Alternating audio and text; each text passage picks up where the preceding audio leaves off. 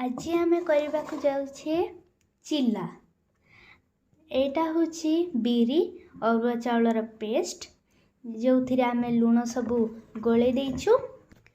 आटा होची जो चिल्लार आम पकेबा गाजर कंचा लंका पियाज और धनिया पत्र।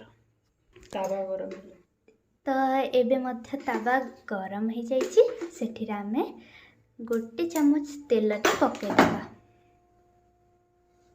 ताको भल से स्प्रेड करदबा। तापरे आम जो अरुआ चाउलर पेस्ट थिला सेटा को आम ताधीरे एबे पकेदबा। पकेला परे आम ता उपरे जो गाजर पियाज कंचा लंका और धनिया पत्रटा को भी पकेदबा।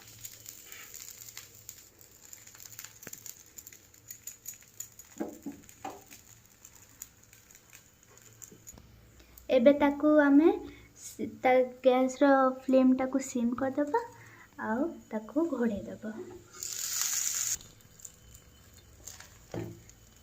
तो एबे ताकू आमे ओल्टे दबा।